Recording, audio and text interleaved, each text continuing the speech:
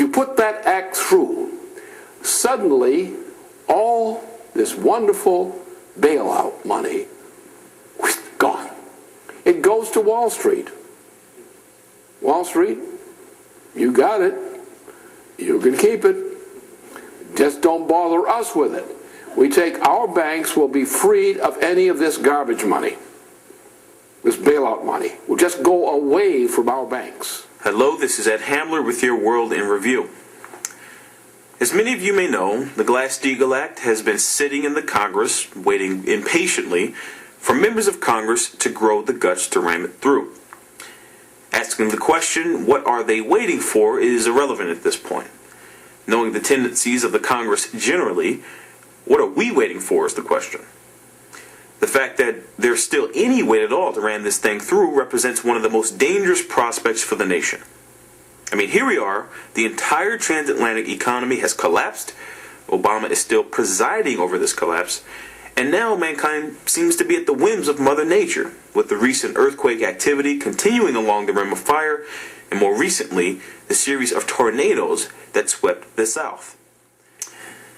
This, while more storms are set to hit the area, more earthquakes set to occur, especially on the West Coast, and more time will be lost by not implementing Glass-Steagall now. Mr. LaRouche addressed how to take decisive action on both the Glass-Steagall and the Obama question yesterday in his international webcast. We face two existential crises. Number one, right now, if this president is not removed from office under the terms of the 25th Amendment, Section 4, kiss the United States goodbye. You're on a short lease, a short moment of opportunity. Now, the thing you have to do to get this president out, you have to get some guts in some members of Congress who do not make deals, but who do what they know has to be done. This is like a decision warfare. When you decide to go to war, and we're going to war against the British influence internationally, you don't negotiate each foxhole. You make a decision to win the war and plan the battle and conduct the battle to win the war. That's what we have to do. Now, how do we win the war? Well, you've got to get a little bit of an army. And the army is the people who are going to kick the members of Congress in the rear end. Citizens who are going to kick the members of Congress in the rear end. Give them that old uplifting treatment. And say, no more compromises, no more this and that. We want one straight thing from you guys. Otherwise, your name is mud. We want you to vote for the original Franklin Roosevelt 1933 Glass-Steagall Act. And if you don't do that, get out of town. Get out of the nation. Because you will have betrayed the United States. If you put that act through, suddenly all this wonderful bailout money, gone. It goes to Wall Street. Wall Street, you got it. You can keep it. Just don't bother us with it. We take our banks will be freed of any of this garbage money. This bailout money will just go away from our banks. We will then take measures that's the thing that's going to drive the president out of office. He'll quit. He'll give up. That defeats him. If you don't do that, he defeats you. If you do that, you defeat him. And you'll get him out. And if you don't do that that way, you're not going to save the United States. You sold it down the river. You were a coward or a traitor or whatever. Huh? Now later in this same presentation, when discussing the urgency of getting the Glass-Steagall Act now, Mr. LaRouche also posed the question of what to do with Glass-Steagall as a way to underscore the urgency of passing it now. And whether you know it or not, this question situates Glass-Steagall as a life and death issue.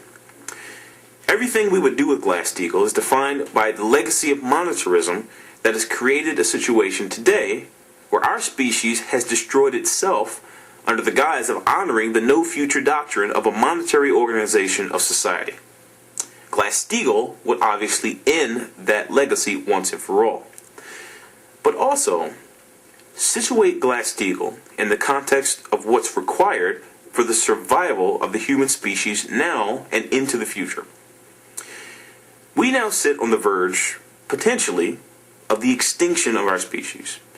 As was pointed out in the LaRouche PAC weekly report today, 99% of the species that have ever existed on the planet have gone extinct in periods of our galaxy's history that coincide with certain of our galactic cycles, the same galactic cycles that we are entering into right now, which corresponds to the increasing volcanic activity, seismic activity here on Earth, and the creation and destruction of new species.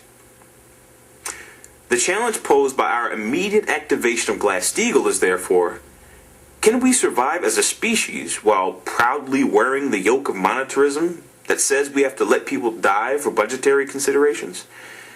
Ask yourself, are we actually fit to survive if we don't make the kinds of scientific breakthroughs that lead to a mastery of the things going on in the galaxy that's determining the things here on Earth right now?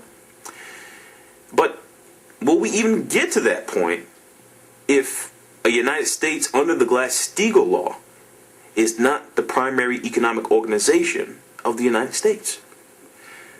So the meaning of Glass-Steagall is literally wrapped up in what the meaning of your life is. What is the meaning of our lives if we fail to create the future by ramming through Glass-Steagall as a necessary requirement for creating that future? The way mankind develops is to organize society around a future state yet to be, and do everything we need to do, create all the proper platforms in the present to get to the next platform in the future. But this is not some gradual, inevitable process. It's moments like the one we're in right now that man must take willful, decisive action, as no other animal can, to survive now and into the future. And Glass-Steagall is the beginning of that future. So we do not tolerate the lonely bill sitting in Congress waiting. We must adopt it now and mobilize, as in warfare, to do everything it takes to get Glass-Steagall in. If we don't, Mother Nature will not be very forgiving, as she has displayed very much so in the past. So that's all for your World in Review tonight. Make sure you rewatch, if you haven't done it already, the webcast of yesterday. And make sure you watch today's weekly report. So once again, this is Ed Hamler signing off. We'll see you tomorrow.